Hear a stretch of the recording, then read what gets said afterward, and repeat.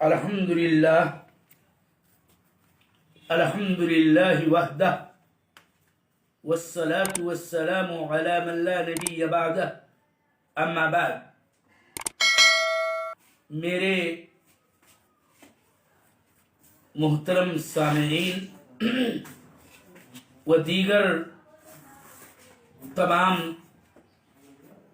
متابعین و مستفیدین، عقیدہ واسطیہ میں درس کا موضوع جو جاری و ساری ہے وہ ہے علیکم بسنتی و سنت الخلفاء الراشدین المہدیین من بعدی.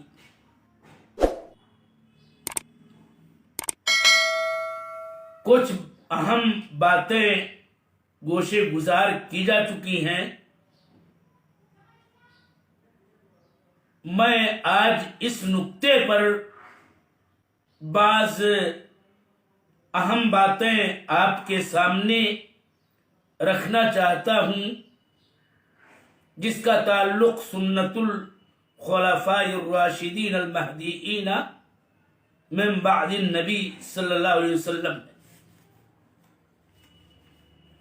یہ بات آئی کہ رسول اللہ صلی اللہ علیہ وسلم نے اپنی اس وصیت میں اپنی سنت کو لازم پکڑنے، اپنی سنت کی تعظیم، اپنی سنت کی اتباع پر ابھارا ہے. وہیں پر اپنے بعد ہدایت یافتہ رشد والے خلفاء کی سنت کی تعظیم اور ان کی سنت کی اتباع کا حکم دیا ہے، اور یہ کہ میری اور ان خلفاء راشدین مہدیین کی سنتوں کو تھام لو اور مضبوطی سے اسے پکڑ لو. سنت الخلفاء کے تعلق سے یہ بات آپ کے گوشے گزار کی جا رہی ہے، جیسا کہ علماء نے اس سلسلے میں گفتگو کی ہے کہ سنت الخلفاء کیا ہے. سنت الخلفاء الراشدین المہدیین کے فہم میں اہل علم کے دو اقوال ہیں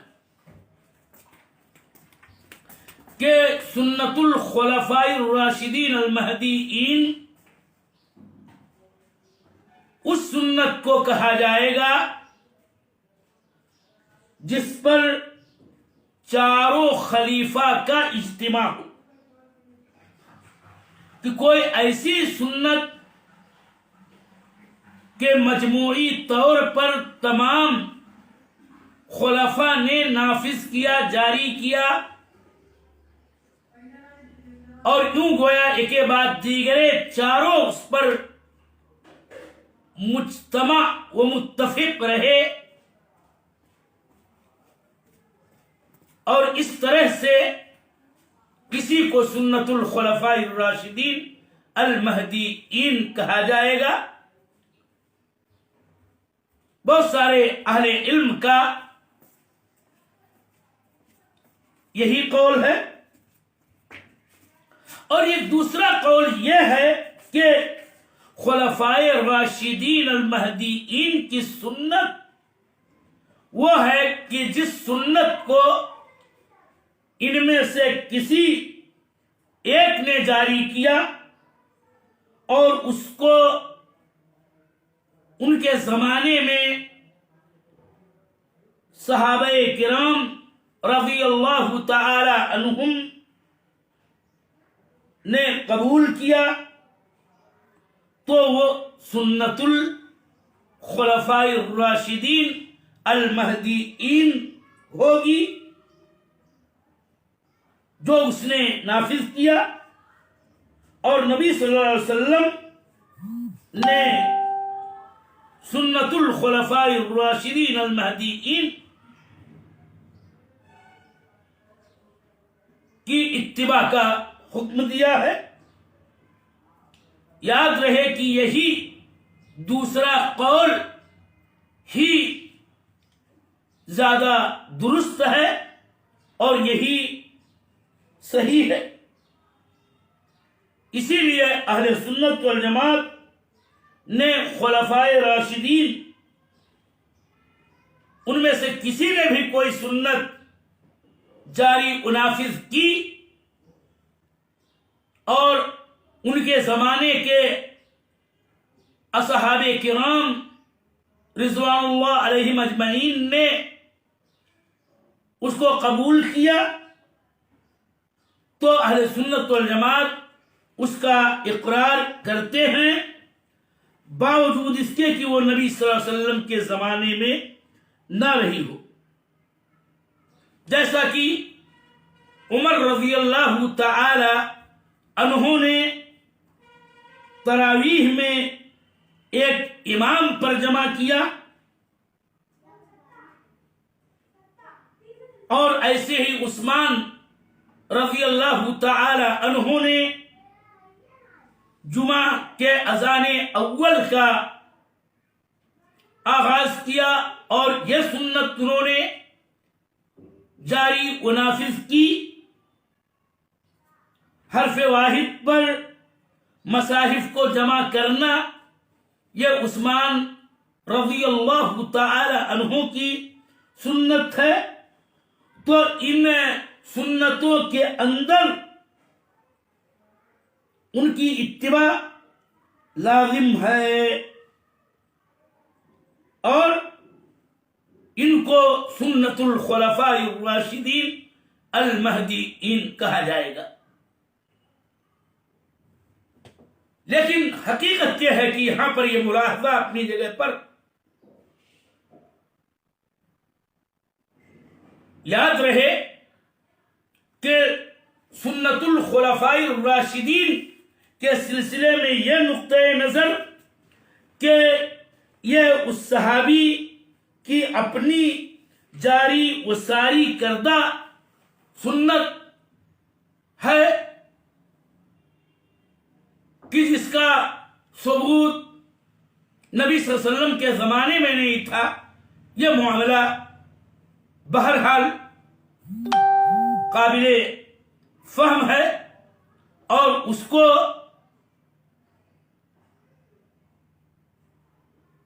بہت گہرائی و گہرائی سے سمجھنے کی ضرورت ہے۔ اس میں کوئی شبہ نہیں کہ آپ صلی اللہ علیہ وسلم نے اپنی سنت اور خلفائے راشدین مہدیین کی سنت کی اتباع کا حکم دیا ہے، اور آگے یہ بات ہے کہ وَإِيَّاكُمْ وَمُحْدَثَاتِ الْأُمُورِ، کیا ہم یہ سمجھیں کہ اللہ کے نبی کے بعد صلی اللہ علیہ وآلہ وسلم خلفائے راشدین نے ان میں سے کسی نے کیا امور دین میں کسی چیز کا احداث کیا ہے؟ یہ ایک ایسا سوال ہے کہ جس کے جواب میں سوائے نہ کہ شاید کوئی بات دوسری درست نہ ہو، اس لیے کہ ہم یقین اور اعتماد کے ساتھ، پورے پختہ ایقان کے ساتھ یہ سمجھتے ہیں اور سمجھنا چاہیے کہ خلفائے راشدین امر دین میں کسی نوع کا احداث نہیں کر سکتے۔ اسی لیے عمر رضی اللہ تعالی عنہ کا تراویح پر ایک امام پر لوگوں کا جمع کرنا یہ عمر رضی اللہ تعالی عنہ کی کیا سنت یوں ہے کہ عمر رضی اللہ تعالی عنہ نے اس کو نو ایجاد کیا؟ ہرگز نہیں، اس لیے کہ یہ بات مدلل طور پر ثابت ہے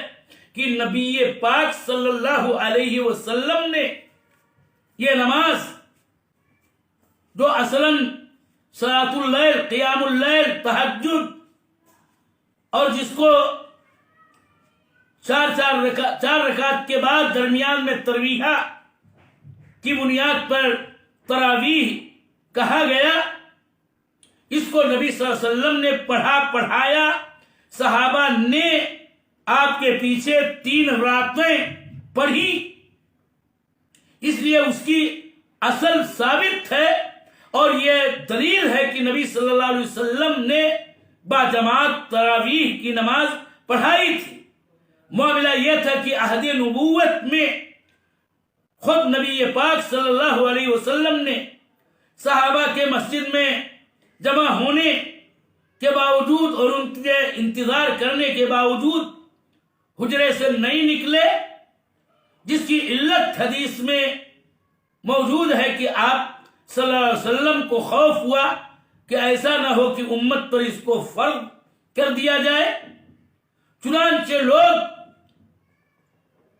علیحدہ یہ نماز پڑھتے رہے، رمضان اور غیر رمضان دونوں کے اندر۔ ابو بکر رضی اللہ تعالی عنہ کے زمانے میں باجماعت پڑھنے کا سلسلہ نہیں رہا اور ویسے ہی موقوف رہا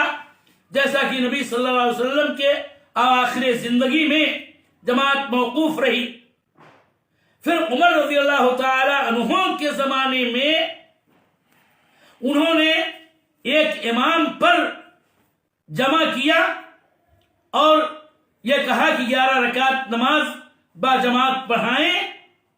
تو اس کو عمر رضی اللہ تعالی عنہ کی سنت نسبی طور پر تو کہی جائے گی،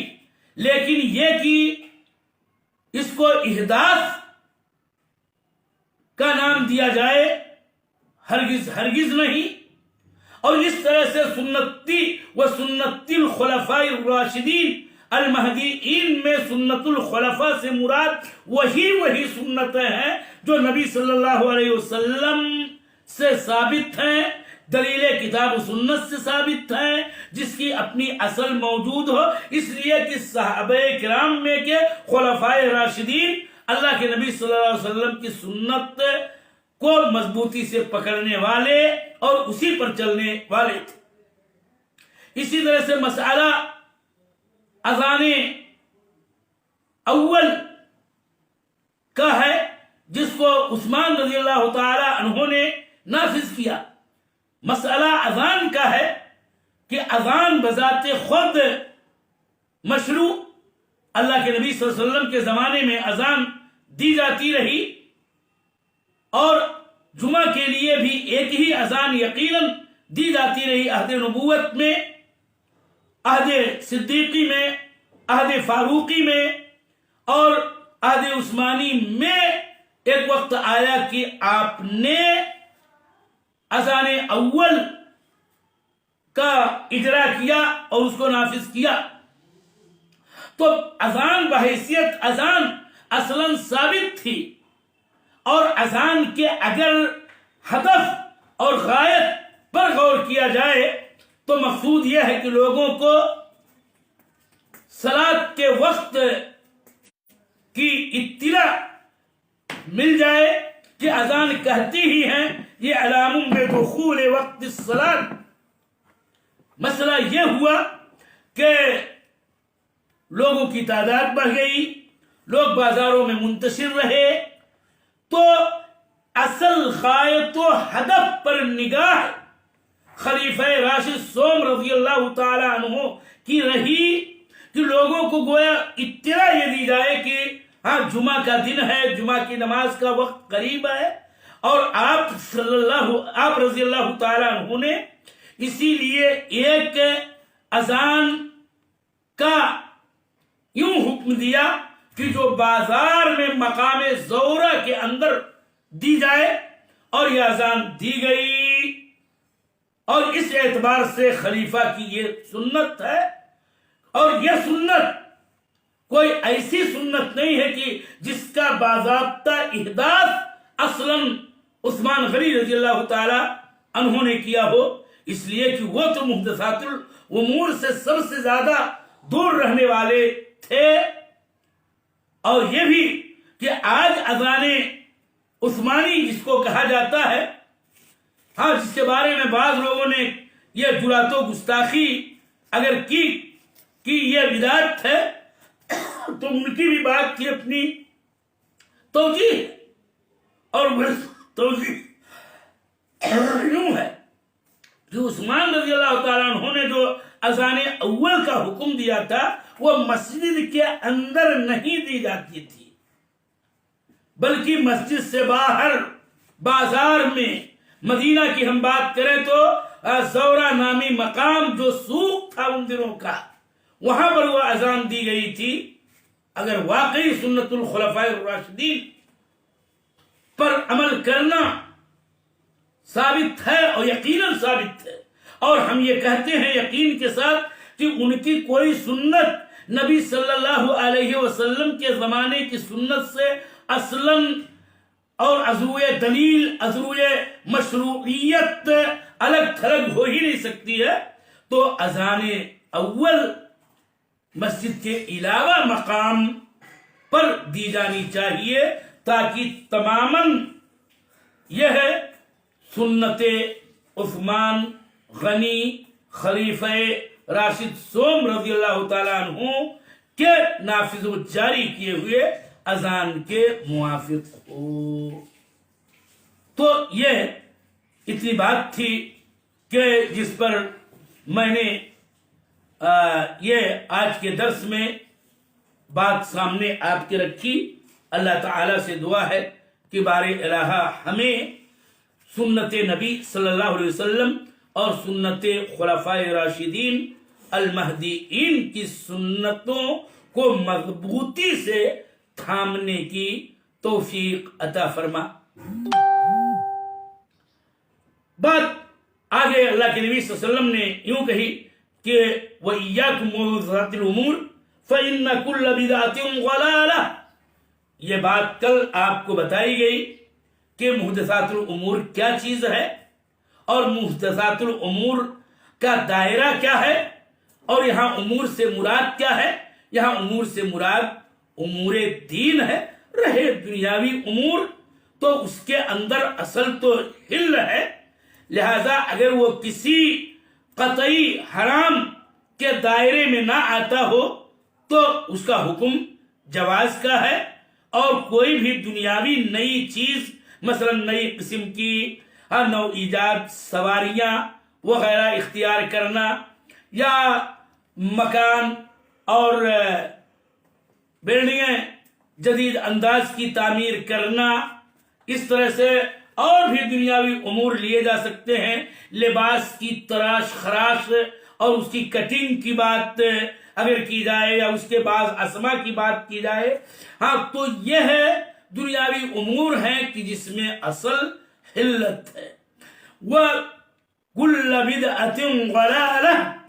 कि हर बिदात वलालत है, गुमराही है। और इसमें यह बात आपको मैंने बताई कि ये कुल ऐसा उमूम का सेगा है, और यूं अल्लाह के नबी सल्लल्लाहु अलैहि वसल्लम की जानिब से हाँ दीनी तमाम तर मसाइल के लिए एक सूर है कि जिस सूर के अंदर सेंध लगाने की यूं कोशिश के बिदातों की तकसीम की जाए कि बाज को हसना, बाज को सय्या वगैरह जैसे अल्फाज से मौसूफ किया जाए, इसकी कोई गुंजाइश नहीं है। इसलिए कि नबी पाक सल्लल्लाहु अलैहि वसल्लम जो आलमुल खल्क़ बिल्लाह और आलमुल खल्क़ बे उमूर दीन व शरा थे, और आप सल्लल्लाहु अलैहि वसल्लम अफसहुल अरब थे, और आप सल्लल्लाहु अलैहि वसल्लम इस उम्मत के زبردست ناصح تھے اور گفتگو میں تمام و کمال اور گفتگو کے مدلولات پر دلالت کرنے والے الفاظ و کلمات آپ کو حد درجہ جامع عطا کیے گئے تھے، جیسا کہ حدیث کے اندر ہے کہ اوتی تو جوامع الکلم، مجھے جوامع الکلم عطا کیا گیا ہے، اس لیے فَإِنَّ كُلَّ بِدْعَةٍ ضَلَالَةٍ یہ جوامع الکلم میں سے ہے۔ اور اس طرح سے بدعت خواہ کوئی بھی ہو اور اس کا تعلق اعتقادی امر سے ہو، تعبدی امر سے ہو، معاملات شرعیہ میں سے ہو، اخلاقیات شرعیہ میں سے ہو، دعوت اللہ والارشاد میں سے ہو، غرضے کی جو امور دین ہے اس کے اندر جو نو ایجاد چیز ہے وہ بدعت ہے، اور اس کے دائرے سے کوئی بھی بدعت جو دینی امور میں ہو باہر نہیں ہو سکتی ہے۔ لہذا ہمیں اس بات کو سمجھنا چاہیے۔ ایک نکتہ میں سرسری آپ کے سامنے یہ بھی رکھ دوں کہ دین میں بدعت کی کوئی گنجائش نہیں، بدعت کے لیے کوئی جگہ نہیں ہے، اس لیے کہ بدعات کے بہت سارے خراب لوازم یعنی اس کی بڑی تباہ کاریاں ہیں اور اس میں بڑی خرابیاں ہیں۔ میں چند خرابیاں جو میں نے شیخ محمد صالح عثیمین رحمہ اللہ کی شرح ہی سے ماخوذ کیا ہے اس کو آپ کے سامنے رکھ دینا چاہتا ہوں۔ بدعت سے ایک بات یہ لازم آتی ہے کہ وہ دین ناقص و نامکمل ہے، اور یہ بدعتی اپنے احداث فی الدین کے ذریعہ اور اپنے بدعت کے ایجاد کے ذریعہ یہ کہنا چاہتا کہ میں دین کو تمام و کمال عطا کر رہا ہوں، جبکہ اللہ جل وعلا نے صاف قرآن عظیم میں فرمایا ہے الیوم اکملت لکم دینکم واتممت علیکم نعمتی ورضیت لکم الاسلام دینا۔ لہذا احداث فی الدین اور ایجاد بدعت سے اس آیت کریمہ کی اور یوں تمام و کمال دین پر مشتمل کلام اللہ کی تکذیب لازم آتی ہے۔ دوسری خرابی، جب کوئی بدعت کرنے والا کسی بدعت کا ارتکاب کرتا ہے تو اس کا مطلب یہ ہے کہ شریعت کے اندر ابھی خامی اور خلل اور کچھ باتیں گویا چھوٹ گئی تھی جس کو وہ اپنی جانب سے اضافہ کر کے اسے تام و مکمل کر رہا ہے۔ تیسری خرابی یہ لازم آتی ہے کہ یہ خود مسلمانوں جو پہلے گزرے ان کے اندر قدح و عیب کے مترادف ہے کہ ظاہر سی بات ہے کہ جو بعد کی بدعات ہیں اس کو تو مسلمانوں نے کرنے کا موقع ہی نہیں پایا۔ اس کا مطلب یہ ہے کہ وہ ایک ایسے دین اور ایک ایسی شریعت پر عمل پیرا رہے اور ان کی موت ہو گئی، وہ وفات پا گئے کہ جو انہوں نے کیا ہی نہیں، اور یہ بڑی خطرناک بات ہے۔ اسی طرح سے بدعت جو کرتا ہے یاد رہے کہ وہ سنت سے دور ہو جاتا ہے، جیسا کہ یہ کہا جاتا ہے کہ جب بھی کوئی قوم کسی بدعت کا ایجاد کرتی ہے تو اسی کے مصر اس سے سنت اٹھ جاتی ہے۔ اسی طرح سے بدعت کی خرابیوں میں سے ایک خرابی یہ بھی ہے کہ صاحب بدعت اپنی بدعت سے جو ضلالت و گمراہی ہے توبہ نہیں کرتا ہے بنسبت عاصی و گنہگار کے، کہ وہ اپنے گناہ سے بسا اوقات تائب ہو جاتا ہے، اس لیے کہ بدعتی جو کچھ کرتا ہے بدعت اس کو دین سمجھتا ہے اور شیطان اس کے لیے اس کو مزین کرتا ہے، اس لیے وہ اس سے باز نہیں آتا ہے۔ اور اس نوع کی اور بھی خرابیاں ہیں جو احداث فی الدین پر مرتب ہوتی ہیں، لہذا ہمیں بدعت کی ان تباہ کاریوں کو سمجھ کے بدعات سے اور بدعات کے ارتکاب سے کامل احتراز کرنا چاہیے۔ وصلی اللہ علیہ